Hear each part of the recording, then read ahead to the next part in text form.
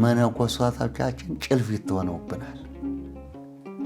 ቤተ ክርስቲያንን ያስተዳድራሉ የሚባሉ ጠቅላላ መነኮሳት ጭልፊት እንግዲህ ይዞ በሰማይ መብረር ነው። ዝማሬውን እግዚአብሔር አይቀበለውም። ምክንያቱም የአደባባይ ምስጋና አይደለም እግዚአብሔር የሚፈልገው። ለመንግሥተ ሰማያት የሚያበቃ መዝሙር አሁን የለም። ያልዘመነች ቤተ ክርስቲያን፣ እንደ ደግማ ቁጭ ያለች ቤተ ክርስቲያን ስለሆነች ነው። የአሁኑ መዝሙር እኮ ጭፈራ ነው። ሰውን የሚስብ ነገር የለውም። ምናልባት ወደ ዘፈኑ ወደ ጭፈራው ሊስብ ይችላል። ሕዝብ አግዝ የሚባል ታቦቱ ላይ ተደግሟል አለ። ሕዝብ አግዝ የሚባል ድግምቱም የለ እኮ ጸሎቱም የለ። እነኚህ በገና ተሸክመው የሚዞሩ ተቃዋሚ ነኝ። ጀርመንም አሜሪካም ካናዳም ቤተ ክርስቲያን ማስገዛት የጀመርኩት እኔ ነኝ። የዘረኝነት ደዌ ከጳጳሳት ምን ይሰራል? ሽማግሌ እኮ የተቀመጠ ይመስላል። እመቤታችን ጌታን ከወለደች በኋላ አግብታ በስነ ስርዓት ተንደላቃ የኖረችበት ትዳር አለ ይላል። ሽማግሌ ነበር እሱ። ይሄ ጴንጤ ነው፣ መጽሐፍ ቅዱስ ይዞ መጥቶ ጴንጤ ነው፣ ሰውን ሊያስክድ ነው እያሉ ከካህናቱ ጭምር የሚቃወሙኝ ነበሩ። እኔ እንደዚህ አይነት ራሱ ጳጳሳቱ መፍቀዳቸው ራሱ በጣም ይገርመኛል። ዘመናዊ ነገር ሰርቶ እንኳን ቢያቀርብ ውሻ ነው የሚያደርጉት። ቤተ ክርስቲያን አይደለም ኢትዮጵያን፣ ዓለምን የማዳን ኃይል አላት። ከ45ቱ ጥያቄ ውስጥ 4 ብቻ ተመልሰዋል። የኔ ራእይ ተሳካ፣ የኔ ህልም ተሳካ። በአቡነ ጳውሎስ ነው የተሳካው። የዓለም መሪ እምነት ከኦርቶዶክስ ነው የሚለው። አስተዳደር ግን ያው ችሎታ ስለሌለ ከግሪክ ከፈረንጆቹ አስተዳደር ገና ወደ አስተዳደር ውስጥ ስላልገባን ገና ነው። 4ቶቹ ተመልሰውልኛል። ስንት ይቀረኛል? 41 ይቀረኛል የቤተ ክርስቲያኗን ችግር ለመፍታት። ከዛ በኋላ የኢትዮጵያ ኦርቶዶክስ ተዋሕዶ ቤተ ክርስቲያን ስትበታተን 6 ፓትርያርክ እንዲኖራት ነው የተሰራው። አንዱ ተጀምሯል። የሥነ ምግባራት ጉድለት በጳጳሳቱም በመነኮሳቱም በአስተዳደሩም በማካህናቱም በእኔም ጭምር ካልታረመ ቤተ ክርስቲያኗ አደጋ ላይ ናት ማለት ነው።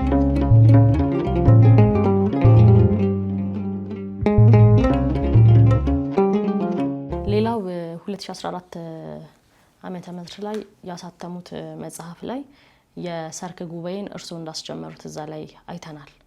ይህ በእንዲህ እንዳለ አሁን ደግሞ ያሉት የማታ ጉባኤዎች፣ የሰርክ ጉባኤዎች አብዛኞቹ የሚተቹት ዝማሬ ይበዛባቸዋል፣ ወንጌሉ ቀነስ ያለ ሰዓት ይሰጠውና ለዝማሬ ያጋድላሉ ይባላል።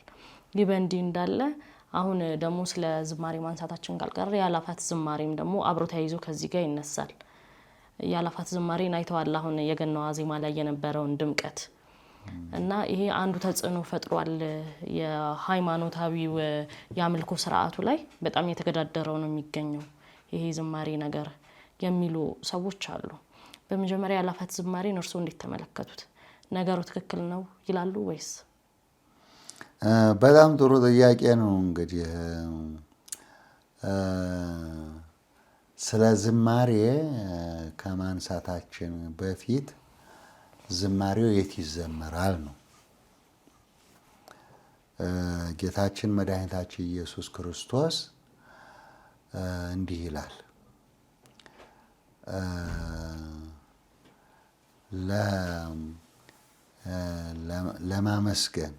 ለማመስገን ስትዘጋጅ እንደ አሕዛብ በመንገድ ማዕዘን ቆመህ አትጠይቀኝ ይላል እግዚአብሔር።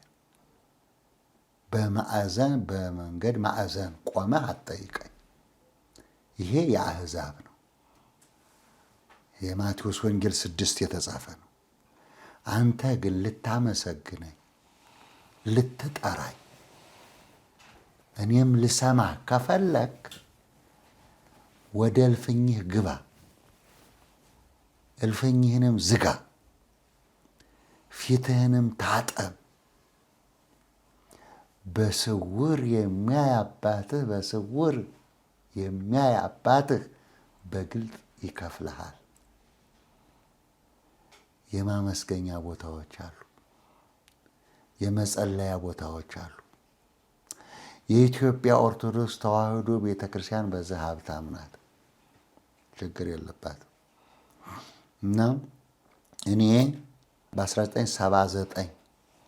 በ1979 ዓመተ ምህረት የሰርክ ጉባኤ ሳጀምር ከዛ በፊት የሰርክ ጉባኤ የሚባል አንድ ቤተክርስቲያን ይቀድመኛል። እሱም ምስካየ መድኃኔዓለም ነው። አባ መዓዛ የሚባሉ አባት የማታ ጉባኤ የሰርክ ጉባኤ አጀምረው ማታ ማታ በአማርኛ ምስካየ መድኃኔዓለም ጉባኤ ይካሄድ ነበር። ከዛ ውጭ ግን ቤተክርስቲያን ጥንታዊና ታሪካዊ ናት። ንግስ ሲኖር እሁድ ጠዋት አብዛኛው በዓል ሲሆን ነው ወደ ቤተክርስቲያን የሚሄደው። ከዛ ውጭ ግን ሊያውም በደርግ ጊዜ ከባድ ነው። ምክንያቱም መሰብሰብ አይፈቀድም። እኔ ግን ስመጣ ዋጋ ከፍዬ ነው። በደረቅ ምላጭ ተላጭቼ፣ በእግር ብረት ታስሬ፣ ተገርፌ። ምክንያቱም ስወጣ እዛው ጉባኤ እመለሳለሁ። ሁለተኛ ወደዛ ጉባኤ እንዳትሄድ ሰው እንዳሰበስብ ብለው ነው የሚገርፉኝ፣ የሚደበድቡኝ። ምክንያቱም እዛ የሚሰበሰበው ሕዝብ ወንጌል ሲባል በቃ ሞላ ቤተክርስቲያኑ፣ አይቶ አያውቅም። እንደገና ደግሞ እሁድም ጠዋት ታምረ ማርያም ነው የሚነበበው፣ በቂ ሰባኪ የለም። ሁለተኛ ነገር ደግሞ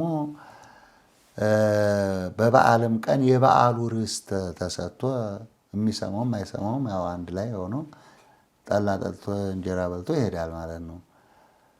እኔ ግን ይዤ የመጣሁት መጽሐፍ ቅዱስ ነው።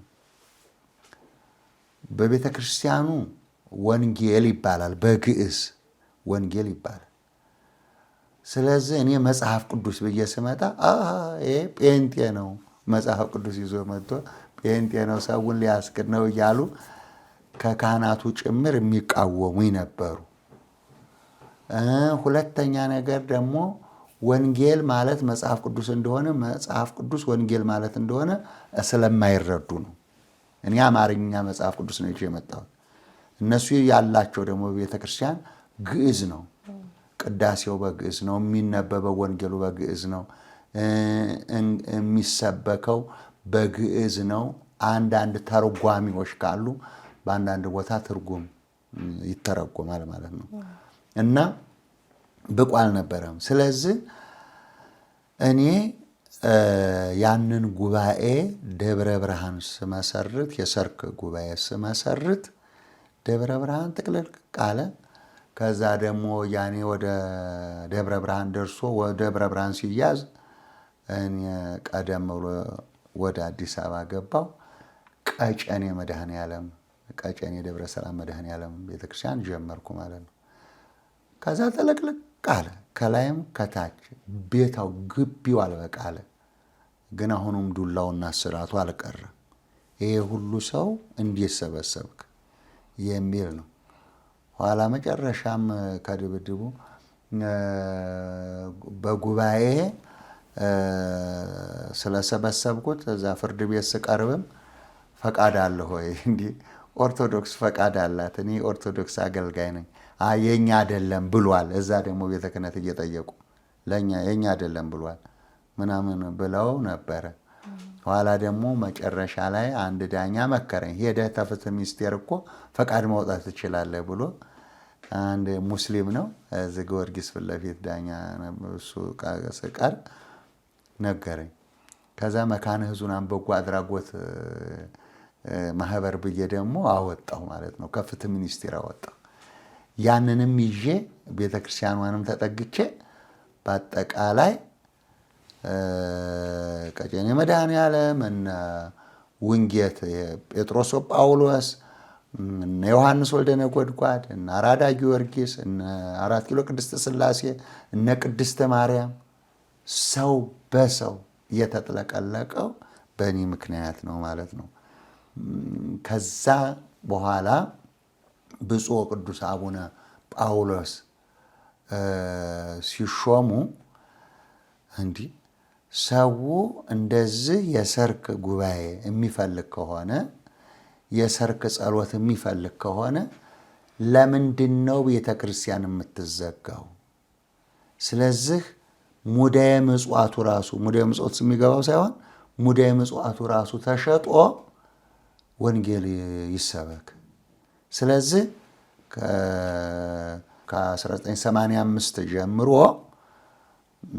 ከ1985 ጀምሮ በሁሉም ቤተ ክርስቲያን ከ11 ሰዓት ጀምሮ ቤተ ክርስቲያን ክፍት እንድትሆን ሰው ቢመጣም ባይመጣም ጸሎት እንዲደረግ መምህራን እንዲቆሙ ተራቸው እንዲጠበቅ ብለው አዋጅ ወጡ። አሁን የኔ ራእይ ተሳካ፣ የኔ ህልም ተሳካ።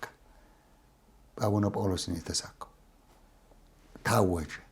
ከዛ በኋላ ከዚያን ጊዜ ጀምሮ በቤተ ክርስቲያን ውዳሴ ማርያም ይነበባል። መጀመሪያ የሰርክ ጸሎት አለ። ከዛ በኋላ ደግሞ ወንጌል ይሰበካል። ምክንያቱም በዛ አልበዛ አይደለም። በስሜ 2ም 3ም ቢገኙ እኔ በመካከላችሁ እገኛለሁ ነው ያለው ክርስቶስ። ስለዚህ 5ም ሰው ይዞ መስበክ፣ 1000 ሰውም ይዞ መስበክ እንደኔ በ10 ሺዎች ባይሆንም ስለዚህ የኔ ብዙ ነው። ከዛ ደግሞ ኢህአዴግ ደግሞ መንግስት ይሄ ሰው መንግስት ይገለብጣል፣ ቤተ ክህነቱንም ያሰጋል፣ ቤተ መንግስቱንም ያሰጋል ብለው ደግሞ ስርዓቱ ቀጠለ። ደግሞ ከደርግ ደግሞ ተሸጋገረና ቀጠለ ማለት እኔም ቀጠልኩ፣ ስርዓቴንም ጉባኤውንም ምህላውንም ቀጠልኩ ማለት ነው። ስለዚህ በእኛ ጊዜ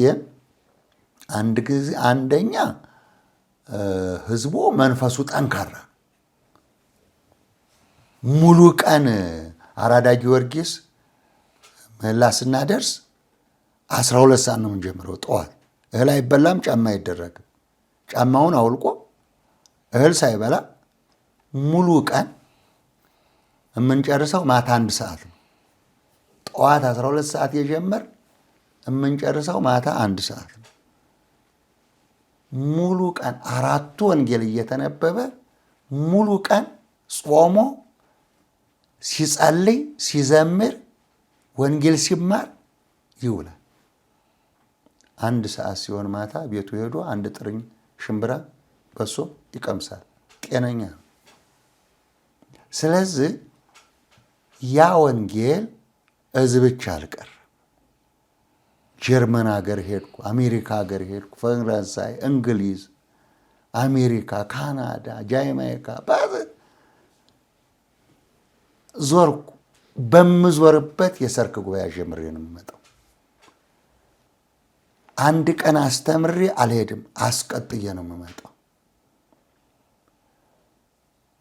እዛ ስሄድ በሙሉ ክራይ ቤት ነበሩ። ጀርመንም አሜሪካም ካናዳም ቤተ ክርስቲያን ማስገዛት የጀመርኩት እኔ ነኝ። የራሳችሁ ግዙ። ምክንያቱም እኔ በሚሄድበት መኪና ነድቶ የሚመጣው በአይሮፕላን የሚመጣው የአሜሪካውም ቤተ ክርስቲያን የተከራዩት ስላልቻለ አዳራሽ እየተከራዩ ነበረ የምንሰብክ የነበረው።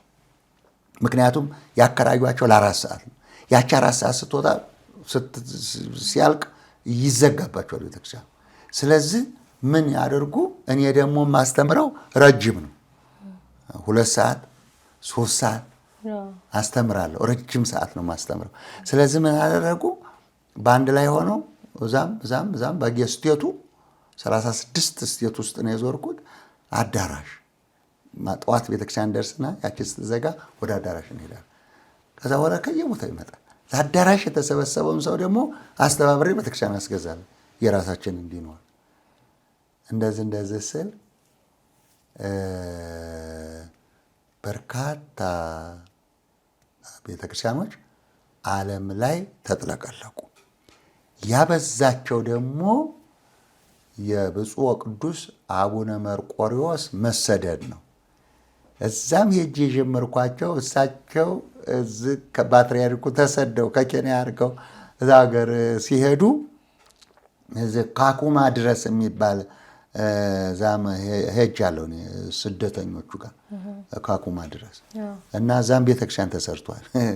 እና ጀምሬ ነው እስረኛውን አስተባብሬ እዚህ በረሃ ውስጥ ከምትቀመጡ ቤተክርስቲያን ስሩ። ስለዚህ ሰዓት ጀመርኳቸው አለ አሁንም ቤተክርስቲያኑ። ስለዚህ እስረኞቹ እንኳን ሳይቀሩ ማለት ከዛ አቡነ መርቆሪዎስ ሲሰደዱ ደግሞ ፓትርያርኩ እዛ ሀገር መጥተዋል። ስለዚህ የውጭ ሀገር ቤተክርስቲያን የውጭ ሀገር ፓትርያርክ ተባለ። ሁለተኛ ሲኖዶስ ተቋቋመ፣ ተጥለቀለቀ። እዚህ ያለውን ጉባኤ ያስቀጠለልኝ የብፁዕ ቅዱስ አቡነ ጳውሎስ መሾምና በሁሉም ቤተክርስቲያን ክፍት እንዲሆን፣ በውጭ ሀገር ደግሞ ያ የጀማመርኳቸው ግዢ ምንም ካናዳ ቅድስት ማርያም፣ ዲሲ ቅድስት ማርያም እንደዚህ ያጀመርኳቸው በአውሮፓ ያጀመርኳቸው እሳቸው ሲሄዱ ደግሞ ሁሉም ገዢ ሆነ። አሁን ሁሉም ባለ ቤተክርስቲያን ሆኗል። ስለዚህ እኔ የጀመርኩት ነገር ተሳክቶልኛል። የሰርክ ጉባኤ በተለይም አሁን እንደ ቸርነት የሚለው መዝሙር ጠቅላላ ከዳር እስከ ዓለም ዳርቻ ድረስ ይሄ አሁን በዚህ ጉባኤ ነው የወጣው። የደረሰው ሌላ ሰው ነው፣ የጀመረው ሌላ ሰው ነው። ግን እኔ ያንን መዝሙር በዚህ ምህላ በዚህ ጉባኤ የጉባኤያችን መዝጊያ ስለነበር እንደገና ደግሞ በዚያን ጊዜ የሚዘመረው መዝሙር ልብን ከፍቶ የሚገባ ነው፣ አእምሮን የሚገዛ ነው። በዚያን ጊዜ የነበረው መዝሙር የአሁኑ መዝሙር እኮ ጭፈራ ነው። ሰውን የሚስብ ነገር የለውም። ምናልባት ወደ ዘፈኑ ወደ ጭፈራው ሊስብ ይችላል። ወደ ጭፈራው ወደ ዘፈኑ። የድሮዎቹን መዝሙሮች ግን አዳምጫቸው። የሚያስለቅስ መዝሙር አለ፣ ለንስሐ የሚያበቃ መዝሙር አለ። ያሁኑ ደግሞ በልብስ መብረቅረቅ ነው። ያኔ ልብስ የለም። ልብሱ አዳፋ ሊሆን ይችላል። ይሄ ዩኒፎርሙም ላይኖራቸው ይችላል። አንዳንድ ቦታ ነው። ግን የሚዘመረው ዝማሬ ህዝብ እያለቀሰ የሚዘምረው ዝማሬ፣ ህዝብ ቁጭ ብሎ መንግሥተ ሰማያት የሚገባበት መዝሙር እጅግ እጅግ ልዩ የሆነ መዝሙር ነው። እንግዲህ ከዛ በፊት እኔ በጣም አዳምጠው የነበረው የኪነ ጥበብ መዝሙር ነው። መጽሐፍ ቅዱስ ስለሆነ ማለት ነው። እና ቤተክርስቲያኗን የሚመጥን ህዝቡን የሚገዛ ለመንግሥተ ሰማያት የሚያበቃ መዝሙር አሁን የለም። እንደ ፕሮቴስታንቱ፣ እንደ ካቶሊኩ፣ እንደ ሌላው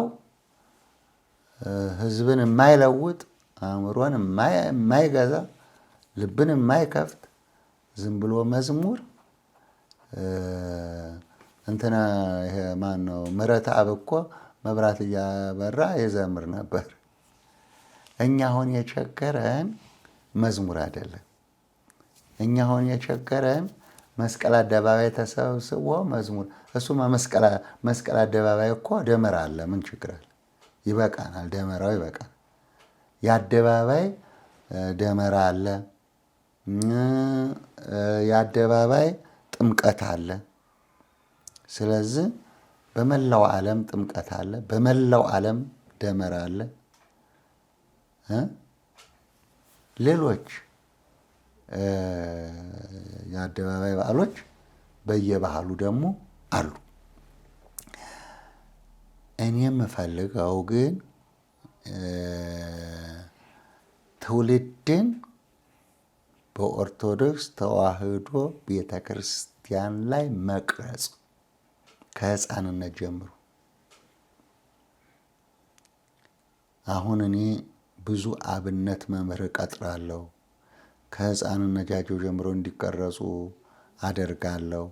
በመንፈሳዊ ኮሌጅ እየከፈልኩ 3 ዓመት አስተምራለሁ። ከየቋንቋው ተምረው ተመልሰው እንዲሄዱ። እኔ እንደዚህ አይነት ራሱ ጳጳሳቱ መፍቀዳቸው ራሱ በጣም ይገርመኛል። ለእኔ አሁን የሚያስፈልገው በየቤተ ክርስቲያኑ በሕፃን ላይ ስራ መስራት ነው። መኮትኮት፣ ማሳደግ፣ በመጽሐፍ ቅዱስ፣ በመዝሙር፣ በጸሎት፣ በጾም ኦርቶዶክስን የሚመስሉ ሰዎችን ቀርጾ ማውጣት። አለበዛ እኮ እንደ ትዝታው ይሆናሉ። ኧረ እንዲያው ስሙን አልጠራውም፣ ግን እንዲያው ብቻ ጠራሁት እንጂ አሁን እሱ ሰው ይባላል? እሺ ማን አሳደገው? የታደገ ይሄ ዝብ የሌለው አፍ ያለው ትውልድ ደግሞ ቄስ ነኝ ይላል፣ ደግሞ ዲያቆን ነኝ ይላል፣ ደግሞ እንደዚህ ነኝ ይላል። ሽማግሌ እኮ የተቀመጠ ይመስላል። እመቤታችን ጌታን ከወለደች በኋላ አግብታ በስነ ስርዓት ተንደላቃ የኖረችበት ትዳር አለ ይላል። ሽማግሌ ነበር እሱ፣ አማላጅ ነበር እሱ፣ የተላከው እዛ ነበር። ሕዝብ አግዝ የሚባል ታቦቱ ላይ ተደግሟል አለ። ሕዝብ አግዝ የሚባል ድግምቱም የለ እኮ ጸሎቱም የለ። የፈጠረው ይሄ ጨዋታው ሕዝብ አግዝ የሚል ተደግሞበታል አለ። እና እንደነዚህ አይነቶቹ የሲኦል እራት ከሚሆኑና ከሚያደርጓቸው ሰዎች ለመዳን ሰዎችን መቅረጽ ያስፈልጋል። የአላፋት ዝማሬ መዘመር አውጥቼ ነበረ። ዝማሬውንም መልስም ሰጥቼ ነበር ቦሌ መድኃኔዓለም በነበረበት ጊዜ። የዛሬ 2 ዓመት ነው። የሚሰማኝ ስለሌለ ነው የተውኩት። ከነ ዝማሬው ከነ መልሱ ከነ ጥቅሱ በደንብ አድርጌ በሚዲያ አውጥቼ ነበረ። ከተሰራ በመላዋ ዓለም ወይም በመላዋ ኢትዮጵያ ውስጥ ያለችው ቤተክርስቲያን ውስጥ ዝማሬው ይጠናል። ሰዓቱ አንድ አይነት ይሆናል። ልክ በዛች በአንድ አይነት ሰዓት ደወል ተደውሎ በአንድ አይነት ሰዓት ሁሉም ቤተክርስቲያን ጧፍ ተበርቶ ዝማሬው እንዲዘመር ማድረግ ቤተክርስቲያንን መለወጥ ማሳደግ ነው። ለሚዲያ ከሆነ ወይም ኦርቶዶክስ ይህን ያህል አለ የሚል ከሆነ እኛ ተቆጥረን ጨርሰናል። 70 ሚሊዮኑ የኦርቶዶክስ ነው፣ ችግር የለበትም። ምን ለማምጣት ነው? መስቀል አደባባይ ምን ያደርግልናል? ምን ያደርግልናል? ዝማሬውን እግዚአብሔር አይቀበለውም። ምክንያቱም የአደባባይ ምስጋና አይደለም እግዚአብሔር የሚፈልገው። ምን ያደርግልናል? ለታይታ ለጉራ ነጭ ለብሶ ለመታየት በቃ አልፈልግም አለ እግዚአብሔር። የታይታ በመንገድ ማዕዘን የሚደረገውን አልፈልግም አለ። 2 ነገር እኔ ተቃዋሚ ነኝ። አንድ ነገር ልንገርሽ። አንደኛ እነኚህ በገና ተሸክመው የሚዞሩ ተቃዋሚ ነኝ። በገና ተሸክሞ የሚዞር በገና የጸሎት ነው። በገና መድኃኒት ነው። በገና ፈውስ ነው። በጸሎት ቤት የሚጸለይበት ነው። በቤተ ክርስቲያን የሚጸለይበት ነው። በሽተኛ የሚድንበት ነው። ለእግዚአብሔር የሚቀርብ እየተለቀሰ ከእንባ ጋር የሚቀርብበት የጸሎት መሳሪያ ነው በገና። ለፎቶግራፍ ለታይታ ተሸክሞ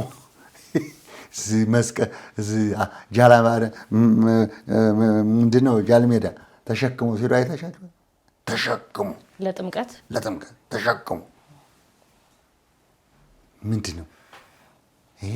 አንድ ውድቀትን የሚያሳይ እምነታችን ተሸርሽሮ ውድቀታችንን የሚያሳይ መሆኑን ያስረዳል። ሁለተኛ ነገር የአደባባይ ዝማሬ የአደባባይ ኦሎምፒክ ነው ምንድነው ሩጫ የሚባለው ለነሱ ነው የተፈቀደ። በአደባባይ ኢትዮጵያን ስሟን ማስጠራት ምንድነው ይሄ? አሁን ኢትዮጵያ ውስጥ ትልቅ ነገር ኃይሌ የጀመረው ነው መሰለኝ ታላቅ ሩጫ በኢትዮጵያ የሚባል እሱ በቃ ፈረንጁም አበሻውም ይሮጣል። መሮጥ ጥሩ ነው። ዓለም ላይ ሄደሽ ወይ በዘፈንም ይሁን ወይ በሩጫ ይሁን ወይ በኳስ ይሁን ኢትዮጵያ ስሟ እንዲጠራ ማድረግ እሱ ጥሩ ነው። ዝማሬ ግን የእግዚአብሔር ነው። ሃይማኖት እኮ ነው። የሚዘመረው በሃይማኖት ነው። ቅዳሴው፣ ማህሌቱ፣ ሳታቱ፣ ኪዳኑ፣ ዝማሬው፣ ስብከቱ ይህ ሁሉ ለእግዚአብሔር የሚቀርብ ነው። ሰላማዊ ሰልፍ ነው እንዴ እግዚአብሔር የሚቀበለው? ሰላማዊ ሰልፍ ነው እንዴ? በአደባባይ ምን ያደርግልናል? ይሄ መታረምም ያለበት መቆምም ያለበት ጉዳይ ነው። ስለዚህ የወንጌል ላይ ቢሰራ ወንጌል ላይ ቢሰራ ሕፃናት ቢቀረጹ ቤተ ክርስቲያን ለእግዚአብሔር የሚቀርበው መስዋዕት ወደ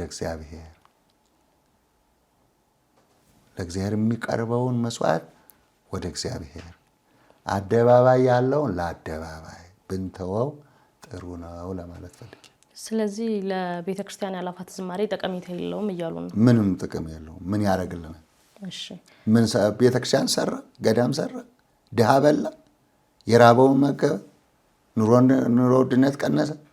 ያ ሁሉ የወጣው ምን አድርጎ ተመለሰ? እኔ ክርስቲያን ነኝ ብሎ ተመለሰ?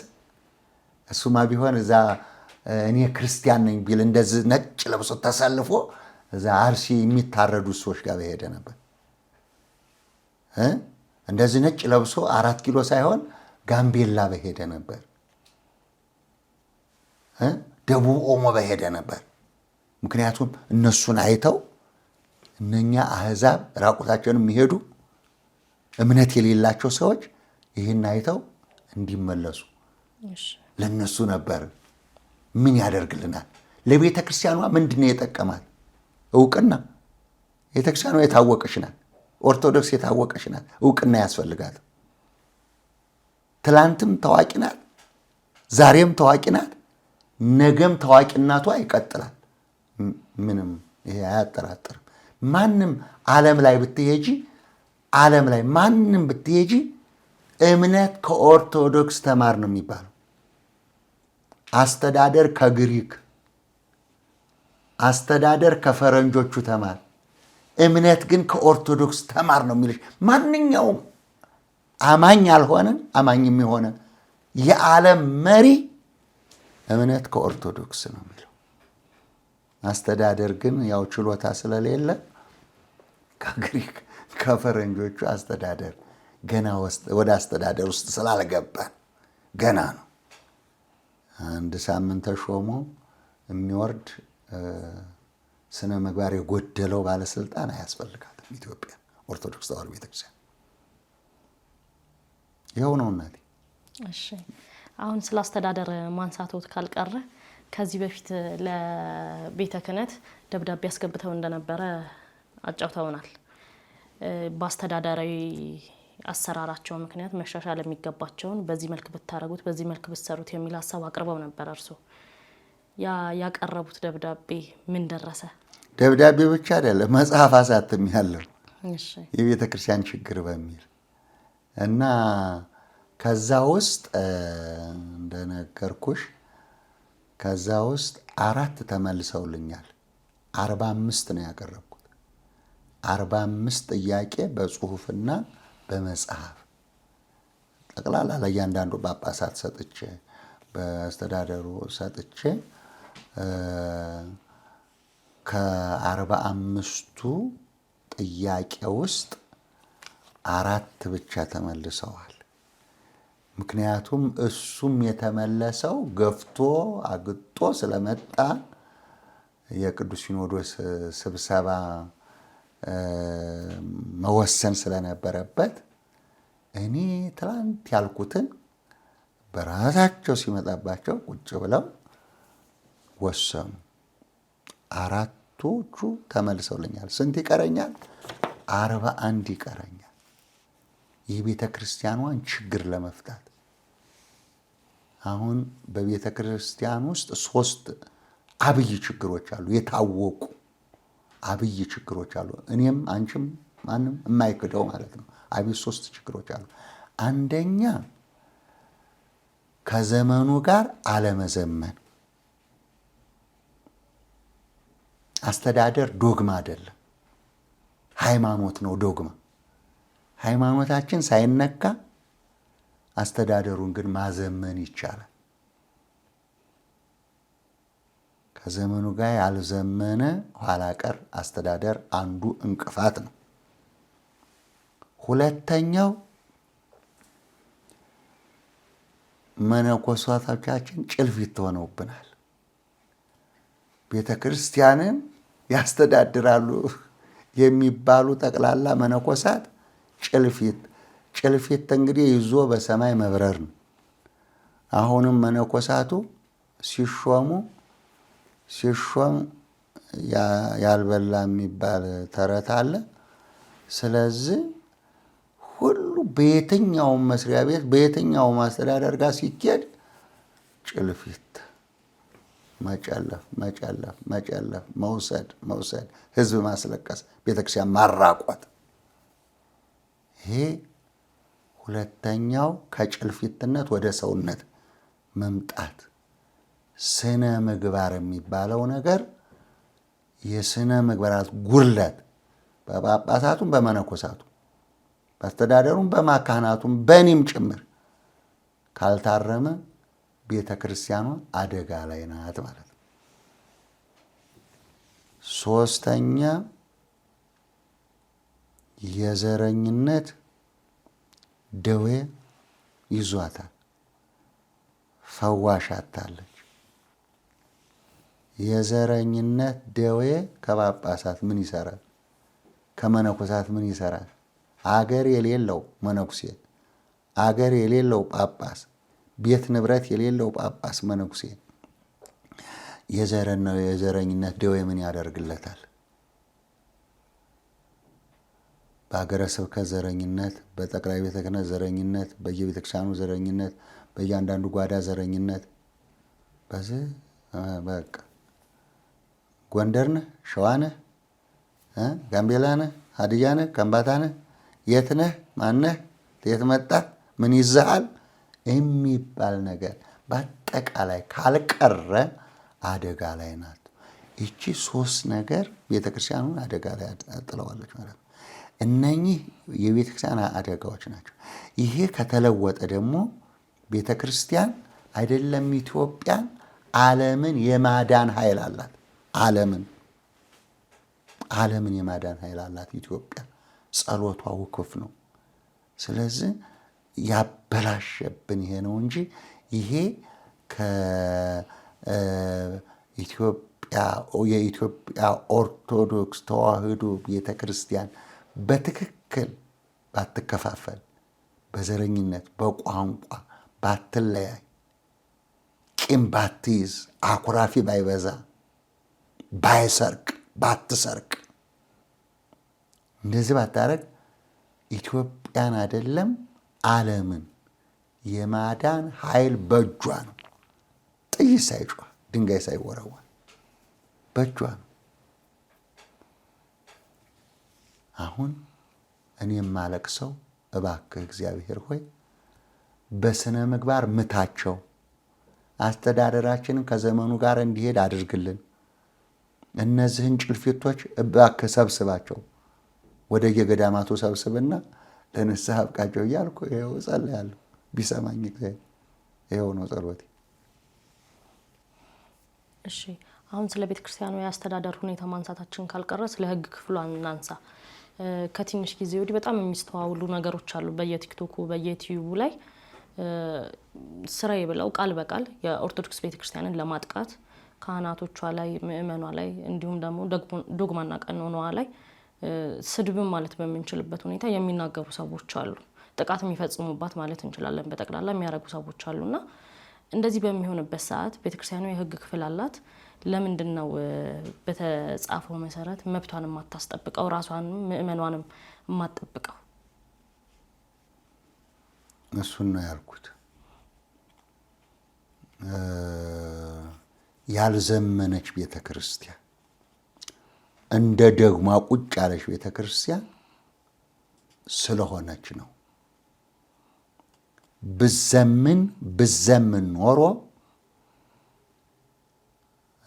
ህግ ክፍሉን ታየውና የራሷ ዳኛ ሊኖራት ያስፈልጋል። የካቶሊክ ቤተክርስቲያን የራሷ ፍርድ ቤት፣ የራሷ ወታደር አለ። ከጣሊያን ካቶሊክ ቤተክርስቲያን የኦርቶዶክስ ተዋሕዶ ቤተክርስቲያን ምን ይጎላታል? ዘመናዊ ዳኞች፣ ዘመናዊ ወታደሮች ቤተክርስቲያኗን ማቆም ምን ይጎላታል? ምን ይጎላታል? ይሄ አፉን የሚከፍተው ሁሉ ያን ጊዜ ዝብ ይኖረዋል። አሁን ግን ከውሳኔ በቀር በቴሌቪዥን መግለጫ ከመስጠት በቀር ምንም የለም። እንትና አለ ሁለት ሰዎች መንገድ እየሄዱ ነበር እና በረሃ ላይ መሸባቸውና ተኙ። ሁለቱ ተኙ። ከዛ በኋላ ጅቡ ደግሞ ቀስ አለና የአንደኛውን እግር መብላት ጀመረ። ቆርቸም ሲያደርግ አንደኛው አንተ ምንድን ነው የነገር እየተንቀሻከሸ ነው? ኧረ ዝም በል ጅቡ የኔን እግር እየበላ ነው። እና አሁን ምንም የጎደላት ሳይኖር ወደ ዘመናዊነት ማደግ ጎሏታል። ሁለተኛ ነገር ደግሞ አንድ ሰው እንኳን እንደዚህ እና ቤተክርስቲያኗ እንደዚህ ብትሆን ብሎ እንደዚህ በቃ ዘመናዊ ነገር ሰርቶ እንኳን ቢያቀርብ ውሻ ነው የሚያደርጉት። ለምን?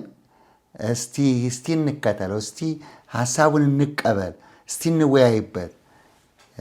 ምንድን ነው ሀሳቡ? ለቤተክርስቲያኗ የሚሻል ነገር ነው ወይ አይል። ይሄማ ጠላት ነው፣ ደንቆሮ ነው፣ በቃ አለቀ። ሌላው ይሄ ስድቡ ምናምን በስትራቴጂክ የተሰራ ነው። ብዙ ገንዘብ ወጥቶበታል። ብዙ ስራ ተሰርቶበታል። የኢትዮጵያ ጎል የሚለው መጽሐፍ አንብቢ። ለዚህ መረጃ ከፈለግሽ ጎል ኢትዮጵያ ነው የሚል መጽሐፍ አለ የተጻፈ፣ እሱን አንብቢ። ዓለም በሙሉ የኦርቶዶክስ ተዋሕዶ ቤተክርስቲያን ካልፈረሰች ኢትዮጵያን መቀራመት አንችልም። ኢትዮጵያን መያዝ አንችልም። ኢትዮጵያን መብላት አንችልም። ድንግል ናት ኢትዮጵያ። ቆንጆ ድንግል ሴት ናት እና ድንግል ናት። ይህንን ማግኘት አንችልም ብለው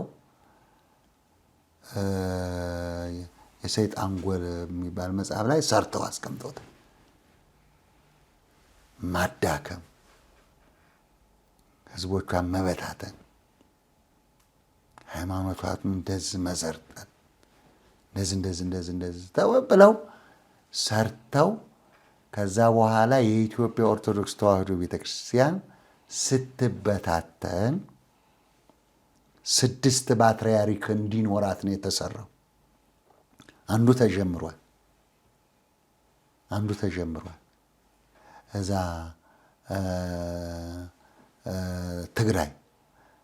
በትግራይ ሰላማዊ አባ ሰላማ የሚባል ቤተ ክህነት መስርተው አሁን ፓትርያርክ መምረጥ ነው የቀራቸው። አንዱን አባት ከዛ አውሮፓ አሰልጥነዋቸው ነው ያመጧቸው። እዛ ሰልጥነዋል። ኢትዮጵያ ኤልዛቤት ናት፣ ጣዖት ናት እንዲሉ። ስለዚህ አንድ ፓትርያርክ ለትግራይ፣ ሁለተኛው ፓትርያርክ ለአማራ ጎንደር፣ ሶስተኛው ፓትርያርክ ለኦሮሚያ፣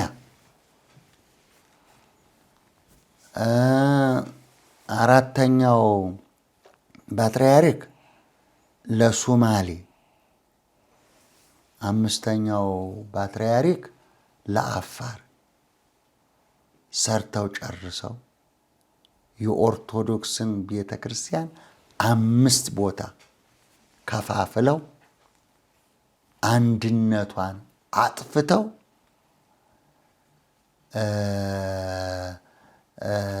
ለመቀመጥ ስትራቴጂክ ተሰርቶ ገንዘብ ወጥቶ ሰዎቹም ተሰማርተው አሁን ስራ እየሰሩ ነው። በዚህ ጊዜ እኛ መንቃት ነበረብን። አንድነቷን ላለማፍረስ፣ አንድነቷ እንዲቀጥል ለማድረግ እኛ መንቃት ነበረብን። ለዚህ ነው ቀረጻ ያስፈልገው። በየቤተክርስቲያኑ፣ በየክልሉ፣ በየሀገረ ስብከቱ በሁሉ ህፃናት ላይ ስራ ተሰርቶ የነገው እንዲቀጥል ማድረግ ነበረብን። ታኝተናል። ግን እግዚአብሔር ካለ ደግሞ አትፈርስም። ሊያፈርሷት የመጡት ግን ይፈርሱ ይሆናል፣ እናያለን። ጥያቄዎችን ጨርሻለሁ። ስለነበረን ጊዜ እናመሰግናለን። በጣም አመሰግናለሁ። ምናልባት ሁሌ እንደምለው መታችሁ ኢንተርቪው አድርጋችሁ ወደ ህዝቡ ስትለቁ ህዝቡ ደግሞ አይቶ ሰምቶ የሚጠይቀው ነገር ይኖራል፣ ኮሜንት ይኖራል። እነዛ ኮሜንቶቹን ይዛችሁ እንድትመጡ በድጋሚ እንድንገናኝ አሳስባለሁ። ሌላው ደግሞ ሁሉም ሰው አንድ ሀገር እንዲኖረን፣ አንድ ሃይማኖት እንዲኖረን፣ አንዲት ቤተክርስቲያን እንዲኖረን፣ አንድ ሀገረ እግዚአብሔር የተባለች ኢትዮጵያ ሀገራችን እንድትኖረን ሁሉም ሰው ይጸልይ። ትንሹም ትልቁም። መጪው ጾም ነው። የካቲት 9 2018 አብይ ጾም ይገባል። ስለዚህ በዚህ አብይ ጾም